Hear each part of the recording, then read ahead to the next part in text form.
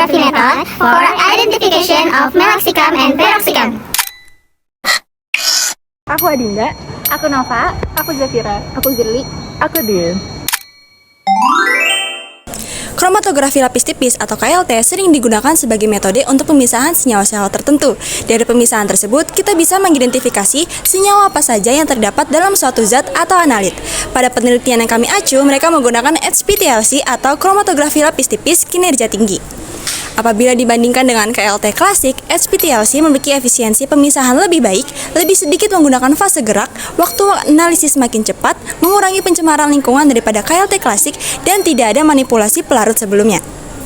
HPLC biasa digunakan di bidang bioteknologi, kimia, industri makanan, industri kosmetik, dan farmasi.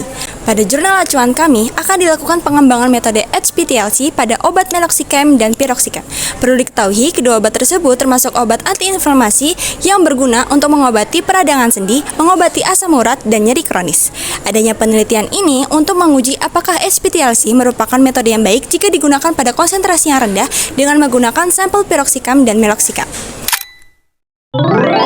Bahan dan metode yang digunakan pada penelitian ini yaitu metode sistem Chemac PHTLC dengan menggunakan standar meloxicam dan peroxicam. Semua pelarut atau reagen memiliki tingkat analis yang tinggi. Larutan standar dan larutan sampel dibuat dengan etanol 96%. Analis digunakan dengan menggunakan plat KLT, kaca silika gel 60F254 ukuran 10x20 cm, ketebalan lapisan 200 mikrometer. Fase gerak terdiri dari heksana, etil asetat, asam glasial dengan perbandingan 65, 30, dan 5. Volume fase gerak adalah 10 ml, jenis aplikasi pita, waktu untuk pengembangan 14 menit, pengeringan 5 menit, deteksi pada 366 nanometer.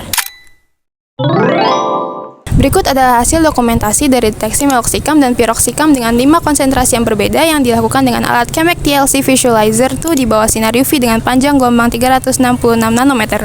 5 konsentrasi yang digunakan adalah 2 mikrogram per pita, 1 mikrogram per pita, 0,5 mikrogram per pita, 0,25 mikrogram per pita, dan 0,125 mikrogram per pita. Dapat dilihat juga nilai RF pada konsentrasi 2 mikrogram per pita pada meloxicam adalah 0,81, sedangkan pada piroxicam dengan konsentrasi yang sama adalah 0,57. Metode HPLC ini sesuai dengan guideline ITCQ2 dari segi spesifitasnya, ketahanan metodenya, limit deteksi, linearitas, kuantisasi, dan presisi. Diketahui bahwa batas deteksi merupakan jumlah terendah dari suatu analit yang dapat dideteksi secara handal. Batas deteksi untuk meloxicam adalah 0,04 mikrogram, sedangkan untuk piroxicam adalah 0,05 mikrogram. Lalu, untuk tabel batas kuantisasi yang dimiliki peroxicam dan meloxicam dapat dilihat dari tabel berikut. Dapat diambil contoh, pada meloxicam dengan konsentrasi 1 mikrogram per pita, persen pemulihan dan koefisien variansi adalah 99,73% dan 0,1%. Sedangkan pada piroxicam dengan konsentrasi yang sama, persen pemulihan dan koefisien variansinya adalah sebesar 99,75% dan 0,08%. Uji ketepatan juga dilakukan pada metode ini untuk mengetahui kedekatan antara serangkaian pengukuran sampel. Pengukuran presisi dilakukan pada hari yang sama dan pada hari yang berbeda. Tabelnya dapat dilihat sebagai berikut. Jika diambil contoh, angka presisi pada hari yang sama untuk sampel meloxicam dengan konsentrasi 1 mikrogram per pita adalah sebesar 0,1% dan untuk hari yang berbeda adalah 0,11%. Sedangkan untuk piroxicam dengan konsentrasi yang sama memiliki besaran presisi 0,07% pada hari yang sama dan 0,09% pada hari yang berbeda. HPLC dapat digunakan untuk menganalisis keberadaan meloxicam dan piroxicam dalam sediaan tablet atau kapsul. Tahap pertama yaitu sampel dilarutkan dalam etanol, kemudian disonikasi selama 5 menit. Larutan sampel difiltrasi menggunakan searing filter, kemudian dianalisis menggunakan HPLC. Hasil analisis ditunjukkan dalam densitogram representatif dari larutan standar dan 3 larutan sampel dari tablet atau kapsul dengan konsentrasi 0,5 mikrogram per pita.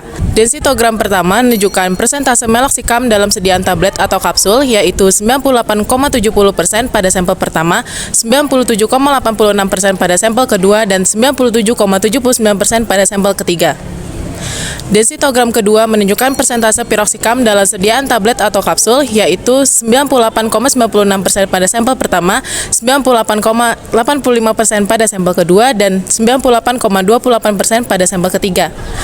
Berdasarkan kedua densitogram tersebut, puncak dari larutan sampel dengan puncak dari larutan standar memiliki kemiripan. Dari kemiripan tersebut, dapat disimpulkan bahwa HPTLC dapat digunakan untuk menganalisis meloxicam dan piroxicam pada sediaan tablet atau kapsul. HPTLC dipilih karena memiliki beberapa kelebihan dibandingkan dengan TLC klasik. Yang pertama, HPTLC lebih efisien karena sebagian prosedur dilakukan secara otomatis, seperti pembuatan pelat dan pembubuhan sampel pada pelat. Yang kedua, HPTLC lebih akurat karena volume sampel yang dianalisis sama, sedangkan pada TLC klasik ada kemungkinan sedikit perbedaan volume sampel yang dibubuhkan. Yang ketiga, lebih aman karena sebagian besar prosedur dilakukan secara otomatis sehingga peneliti tidak terpapar pelarut yang menguap. Meskipun memiliki kelebihan, masih terdapat beberapa keterbatasan ketika menggunakan HPTLC. Yang pertama, HPTLC hanya dapat bekerja menggunakan pelat kaca dengan ukuran tertentu. Misalnya, dalam penelitian ini digunakan pelat kaca dengan ukuran 10 x 20 cm. Yang kedua, dibandingkan dengan TLC klasik, HPTLC memerlukan beberapa material tambahan untuk melakukan analisis seperti udara terkompresi atau nitrogen. Yang ketiga, HPTLC jauh lebih mahal dibandingkan dengan TLC klasik dan membutuhkan keahlian khusus untuk mengoperasikan alat. Tetapi, HPTLC lebih terjangkau dibandingkan dengan HPLC dan gas kromatografi. HPTLC adalah evolusi alami dari TLC yang lebih canggih. Ini adalah teknik analisis keren yang bisa menyaring banyak sampel sekaligus, hemat biaya, dan cepat. Metode HPTLC baru yang dikembangkan bisa cepat, sensitif, dan ramah lingkungan. Ini bisa deteksi meloxicam dan piroxicam dalam jumlah kecil, 0,04 mikrogram untuk meloxicam dan 0,05 mikrogram untuk piroxicam. Praktis untuk penelitian atau kontrol kualitas rutin. Bunga mawar, bunga serasi, warnanya cerah, tiada dua cakep. Cukup sekian dan terima kasih. Semoga tidak ada yang bertanya.